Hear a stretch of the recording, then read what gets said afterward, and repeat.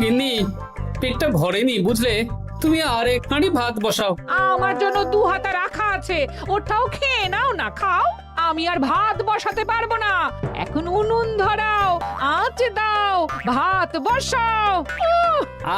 আরে তোমারটা তুমি খেয়ে নাও না, তুমি তো জানো আমার এইটুকু খাবার পোষায় না। তারপর তুমি আজকে ওই ওলের ঝোলটা যা বানিয়েছিলে না, আহা, খাই খাই খাই খাই করে আমার জীবনটাও খেয়ে ফেললে গো। আরে বাবা, ভগবান এই পেট দিয়েছে কিসের জন্য? এত খাটাখাটনি, সবকিছুই তো এর জন্য নাকি? হ্যাঁ,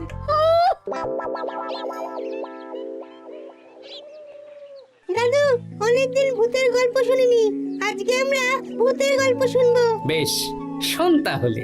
আমাদের রাজ্যে আজ থেকে বেশ অনেক বছর আগে একটা খুব পেটুক লোক থাকতো। তোমার মতন পেটুক? বলতে পারিস, কিন্তু ওর গিন্নি ওকে ভালো মতো খেতে দিত না। তাই একদিন না খেয়ে খেয়ে অক্কা পায় আর ভূত হয়ে এদিক সেদিক ঘুরতে থাকে। তারপর কি হলো দাদু? তারপর তো সে এক মজার ব্যাপার। ভূতকে ওর গিন্নি চোখে দেখতে পেত না, তাই সেই পেটুক ভূত কিছুদিন পর থেকে গিন্নির উপর হুজ্জুতি শুরু করলো। কিরকম হুজ্জুতি দাদু? গিন্নি যা রান্না করতো সব চুরি করে খেয়ে নিত। এই এসব উল্টো পাল্টা কথা বলে আমাকে ভয় দেখাতে পারবে না। হ্যাঁ, এই যে তোরা চটপট খেয়ে নে, নইলে তোদের দাদু আবার ভাগ বসাবে রে। খা। আচ্ছা দিদা। এই শোনো না, তুমি আমার জন্যেও আরো কয়েকটা বেগুনি ভাজো। হ্যাঁ, এই তো একটু আগে 4টে বেগুনি আর 1 বাটি মুড়ি দিলাম। হ্যাঁ, আরে সেগুলো তো পেটের কোন কোনায় হারিয়ে গেছে গিন্নি। তুমি ভাবো আমিও হারিয়ে গেছি? বেশি খিদে পেলে নিজে রান্না করে খাও। আর সে তুমি না থাকলে আমি রান্না করেই খেতাম। দিদা, দাদু কিন্তু তোমাকে চলে যেতে বললো। কি বললে? আমি চলে যাব? আরে তাহলে তাই হবে। এই গুলটে, তুই এসব কি বলছিস বলতো? গুছিয়ে বিদায় নিচ্ছি। আরে আরে আরে, কোথায় চলে যেতে বললাম গিন্নি? হয়েছি আর না, আজকে আমি বাপের বাড়ি চলে যাব। হ্যাঁ, এই দেখো, আমি কোথায় চলে যেতে বললাম? তোমার মনের কথা আমি বুঝে গেছি। এই দেখো, থাকবো না এই পোড়ার মুখ সংসারে। লক্ষ্মী সোনা রাগ করেছে। হাওয়া গরম আছে, চল এখান থেকে বেগুনি নিয়ে এখন কেটে পড়ি। এই সামান্য ব্যাপারে রাগ করার কি আছে বলো তো? এবার নিজের সংসার নিয়ে নিজে থাকো, সারাদিন শুধু খাই খাই আর খাই খাই। নাও এবার ঠেলা সামলাও। ভুল করেও আমাকে বাপের বাড়িতে ডাকতে যাবে না বলে দিচ্ছি। যদি যাও তাহলে আমার থেকে খারাপ কেউ হবে না, এই বলে দিলাম। ওগো, তুমি আমায় ছেড়ে চলে গেলে গো, এবার আমি কার কাছে বায়না করবো গো?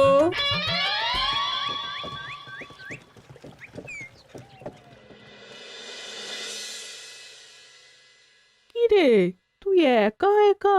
জামাই কোথায়? তোমাদের জামাইকে ছেড়ে চলে এসেছি। এ মা, তুমি কি থাকতে দেবে না আমি চলে যাব? এসব আবার কি কথা বলছিস তুই? হ্যাঁ, এ তো তোরও বাড়ি। আমাদের ভাত ডাল জুটলে তোরও জুটবে। কি হয়েছে রে দিদি? দিন রাত খেটে খেটে কয়লার মতো পুড়ে যাচ্ছি, আর ওনার বায়না শেষ নেই। সারাদিন শুধু খাই খাই আর খাই খাই। এবার বুঝবে জামাই বাবু, হ্যাঁ, নিজে হাত পুড়িয়ে রান্না করার ঠেলা।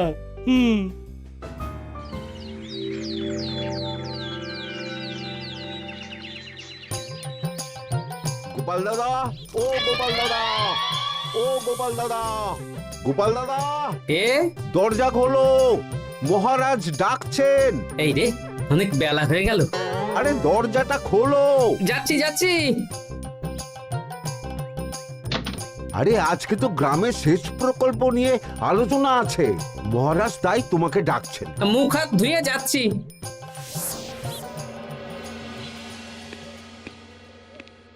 দেখুন মহারাজ, দেখুন, এত বেলায় গোপাল এলো, তাও নিজে আসেনি, ডেকে নিয়ে আসতে হলো। সত্যি গোপাল, আজকে এত জরুরি একটা আলোচনা সভা, কোথায় তুমি তাড়াতাড়ি আসবে? তা না করে গোপাল বাড়াবাড়ি করে ফেললো। গোপাল, এই আমি শেষবারের মতন বলে দিচ্ছি, ফের যদি এরকম রাজসভায় দেরি করে আসতে দেখি, তাহলে কিন্তু কড়া ব্যবস্থা নেব। আসলে মহারাজ, আমার গিন্নি গতকাল রাগ করে বাপের বাড়ি চলে গেছে, তাই বেশ হয়েছে। আচ্ছা, যে জন্য আজকের আলোচনা সভা ডাকা হয়েছে সেটা হলো আমাদের রাজ্যের দক্ষিণে একটা সেচের জন্য পুকুর খনন করা হচ্ছে। এ তো খুব ভালো কথা মহারাজ। দক্ষিণের চাষি ভাইরা অনেক দিন ধরে জলের সমস্যায় ভুগছিল, এবার একটা সুরাহা হবে। কিন্তু এটার জন্য তোমাদের বেতন কয়েক মাস কম পাবে তোমরা। একি কেন মহারাজ?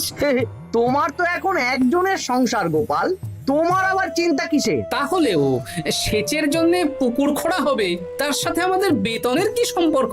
কারণ ভাড়ারের অবস্থা খুব একটা ভালো নয়, তাই আগামী 3 মাস তোমাদের বেতন 5 মোহর করে কম দেওয়া হবে। হ্যাঁ? হ্যাঁ নয় হ্যাঁ।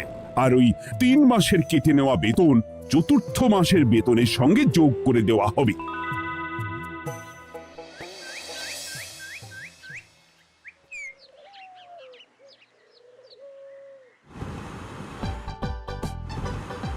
কি দাদু, এ তোমার চোখ মুখের কি অবস্থা? কালি ঝুলি মেখে ভূত। কি আর করবো বল, এসব কি আমার কাজ রে? কালকে ভূতের গল্প শোনাচ্ছিলে, আজকে নিজেই ভূত সেজে বসে আছো।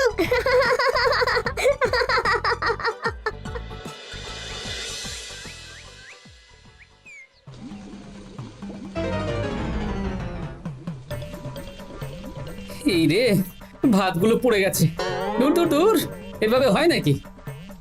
না, এবার থেকে ভোজনালয় থেকেই খাবার খেতে হবে। একার জন্য কে আবার রান্না করে? দূর দূর। কি গোপাল দাদা, তুমিও আমার মতন ভোজনালয়ে খাচ্ছ? আমার না হয় বাড়িতে রান্না করার কেউ নেই। আমারও নেই, যে ছিল সে ছেড়ে চলে গেছে। ভাই, আর একটু ভাত দেবে? গোপাল দাদা, ভাত আর হবে না গো, আরো কয়েকজন দৈনিক খদ্দের আসবে, তাদের জন্য রেখে দিয়েছি। তাহলে কি আর করা যাবে? একটু একটু ওই তরকারি একটা শাল পাতায় মুড়ে দে, বাড়িতে গিয়ে মুড়ি দিয়ে খাবো। আচ্ছা, তা দিচ্ছি। তুমি খাওয়া হয়ে গেলে হাত মুখ ধুয়ে নাও। আচ্ছা গোপাল দাদা, গিন্নিমা চলিয়ে গেল কেন? সে তোর গিন্নিমাকে গিয়ে জিজ্ঞেস কর। সে তো জিজ্ঞেস করতেই হবে, তোমার মতো একটা ভালো মানুষকে ছেড়ে চলিয়ে গেছে।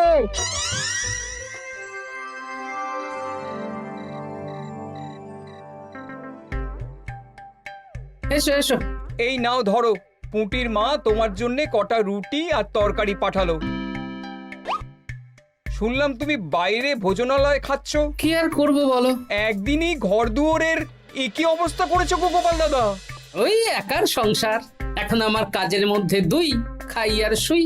তা গিন্নিমাকে খবর দাও। না না না, খবর দিলে আবার অশান্তি শুরু করবে, বরং তুমি গিয়ে বলো। বেশ, তাহলে কালকে আমি তোমার শ্বশুর বাড়ির দিকে সার কিনতে যাব, না হয় গিন্নিমাকে আমিই খবর দিয়ে দেবো।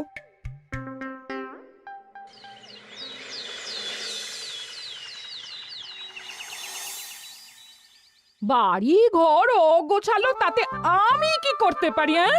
এখন আমি আর ওই বাড়িতে থাকি না। হ্যাঁ, শুধু তাই না, গোপাল দাদা বাইরে ভোজনালয়ে তেল মশলা দেওয়া উল্টো পাল্টা খাবার খাচ্ছে গো। থাক, আমাকে এসব কথা শোনাতে আসবে না পুটির বাবা। আমার খাটতে খাটতে জীবনটা কয়লা হয়ে গেছে, কয়লা। ওনার বায়নার শেষ নেই। হ্যাঁ, বুঝলে গোপাল দাদা, আমি গিন্নিমাকে অনেক করে বোঝালাম, কিন্তু কিছুতেই কোনো কথা শুনলো না। বেশ, শুনতে হবে না। এরকম বললে হয় নাকি? চারিদিকে ঘর দুয়ার অগোছালো, খাবারের থালা বাসন এদিক ওদিক ছড়িয়ে ছিটিয়ে আছে। ওরে বাবারে, ইঁদুরেও আস্তানা করেছে। যা হচ্ছে হোক।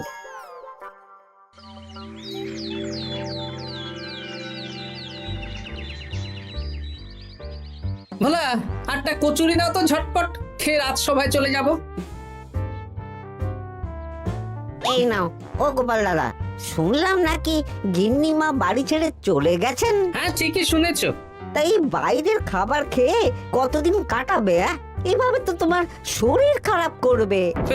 ওই শরীরের নাম মহাশয়, যা সবে তাই সয়। রান্না বান্না করছো বাড়িতে? না, রান্না করার লোক নেই, আর আমার দ্বারা ওসব কালিঝুলি মাখাও সম্ভব না। দেখো গোপাল দাদা, এই রোজ রোজ বাইরের খাবার খাওয়া ভালো নয়। ভাবছি আরেকটা বিয়ে করব। হ্যাঁ, বলো কি? গিন্নিমা জানলে তো?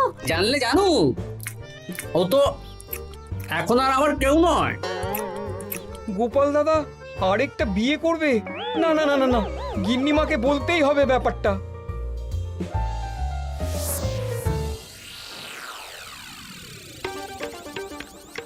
গিন্নিমা, তুমি আবার এসেছো পুটির বাবা। সর্বনাশ হয়ে গেছে।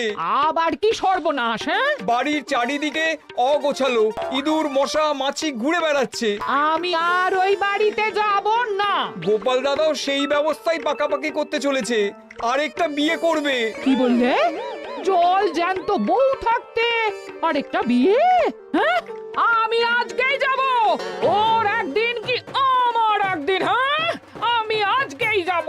এই দিদি, এক মুহূর্তে এরকম বদলে গেলি কেন? আবার আবার তো জামাইবাবু তোকে কাটাবে। তা বলে তোর জামাই বাবুটাই অন্য কারোর হয়ে যাবে? হ্যাঁ, আমি বেঁচে থাকতে আমি হতে দেব না। তাহলে দিদি আমিও যাব। ওই জামাইবাবু অতিরিক্ত খায়, জামাইবাবুর খাওয়া বন্ধ করতে হবে, বুঝলি? ঠিক আছে, চল তাহলে চল। ঠিক আছে, চলুন তাহলে। হ্যাঁ হ্যাঁ, তাই চলো। বুঝলি দিদি, আমার মাথায় একটা মতলব এসেছে। হ্যাঁ। কি মতলব শুনি?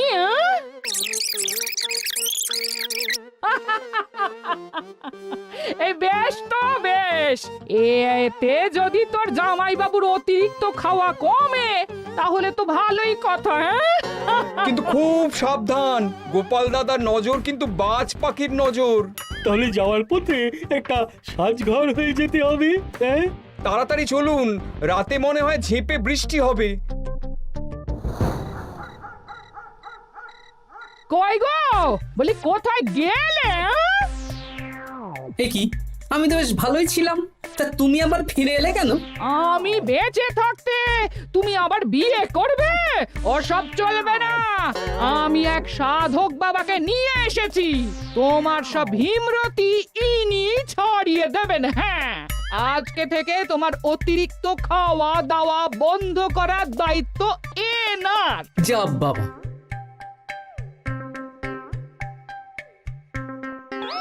কি করেছো গো? হ্যাঁ, ঘর দুয়ার তো পুরো শ্মশান হয়ে গেছে গো। এখন আবার তোমার ঘর তুমি পরিষ্কার করো। সে করছি, তুমি যাও বাজার করে নিয়ে এসো। ভোলার দোকান থেকে বেশি করে ছানা আনবে, আর রাতে ছানার বড়া করে তরকারি বানাবো। হ্যাঁ, আহা, কতদিন খাইনি, এক্ষুনি যাচ্ছি। উহ, তাড়াতাড়ি যাও, তাড়াতাড়ি যাও। মেঘ ডাকছে, রাতে বৃষ্টি হবে। আমি এই ঘর গুছিয়ে রান্না বসাচ্ছি গো। বলো কি গোপাল দাদা, গিন্নিমা ফিরে এসেছেন? হ্যাঁ, সকালে তোমার দোকানে বলেছিলাম না বিয়ে করব, সেটা নিশ্চয়ই কেউ শুনে গিন্নির কানে দিয়েছে। ব্যাস, ঘরের বউ ঘরে চলে এলো। সকালে যখন তোমাকে আমি ওই কচুরি দিচ্ছিলাম, তখন তো ওই পুটির বাবাকে দোকানের সামনে দিয়ে হেঁটে যেতে দেখেছিলাম। তাহলে পুঁটির বাবাই খবর দিয়েছে, ভালোই হয়েছে।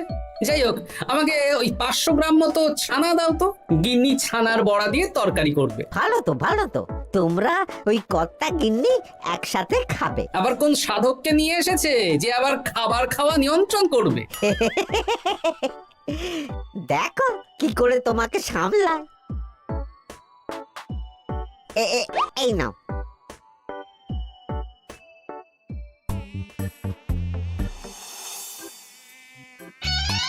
দেখি গিন্নি, আমার জন্য দুটো বড়া আর ওনার জন্য এতগুলো?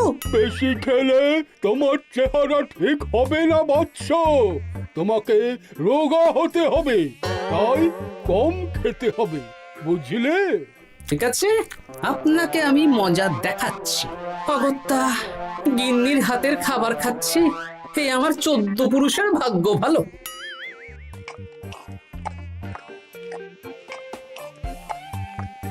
বাবা, আপনাকে আরেকটু তরকারি দিই বাবা? দে মা, দে। আমাকে দাও। একদম না, বলেছি না তোকে রোগা হতে হবে। হ্যাঁ, কি মশা রে তোদের বাড়িতে। আরে রে, নকল গুফ, মশা যাওয়ার আগে আপনাকে আমি তাড়াবো। এই কদিন চারদিকে সব ছড়িয়ে ছিটিয়ে নোংরা করেছে, মশা মাছি এত তাড়াতাড়ি যাবে না। হ্যাঁ, আমার খাওয়া হয়ে গেছে, আমি উঠলাম। আপনি ভালো করে খান, কেমন?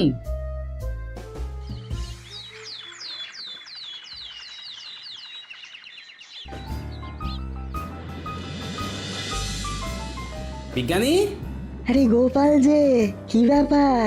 একটা সাহায্য চাই বিজ্ঞানী। বলো বলো, আমি কি করতে পারি? কয়েক টুকরো বরফ বানিয়ে দিতে পারবে? তা পারবো, কিন্তু এখন হবে না।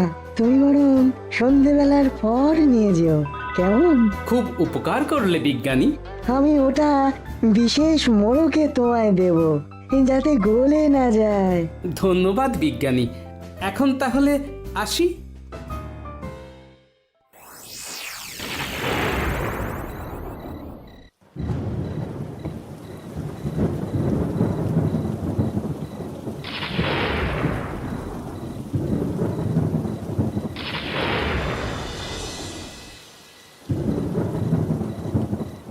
ভালো করেছিস বাবা, যা মশার উৎপাত, মশারি ছাড়া ঘুমোনো যাবে না। কথায় আছে সেবাই পরম ধর্ম, তাই একটু ধর্মকর্ম করছি আর কি। আপনি ঘুমিয়ে পড়ুন, আমরা ওই ঘরে গেলাম। হ্যাঁ, সব দরজা জানলা ভালো করে বন্ধ করে দিয়েছো তো? ঝেপে বৃষ্টি নেমেছে। হ্যাঁ হ্যাঁ, কোনো চিন্তা নেই, তুমি ঘুমো। আজকে অনেক খাটনি হয়েছে গো। হ্যাঁ, জয় ঠাকুর।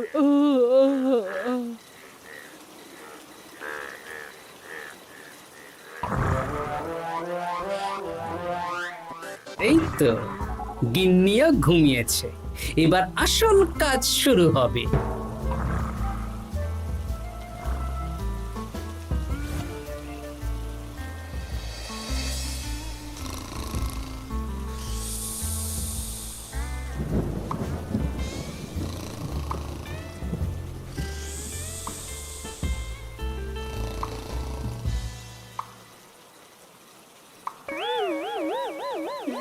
কি জল পড়ছে কেন? চাল ফুটো হয়ে গেল নাকি? এত রাতে দিদিকে ডাকা ঠিক হবে না। আরে আরে কি মুশকিল, এখনই জল পড়ছে। আরে দূর দূর।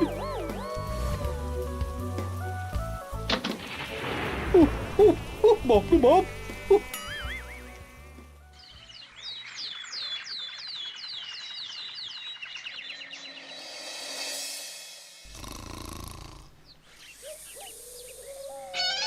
সুপ্রভাত। প্রভাত আর শো নেই। কেন? সারা রাত প্রথমে ভিজেছি, তারপরে মশার কামড় খেয়েছি। ভিজেছেন কেন?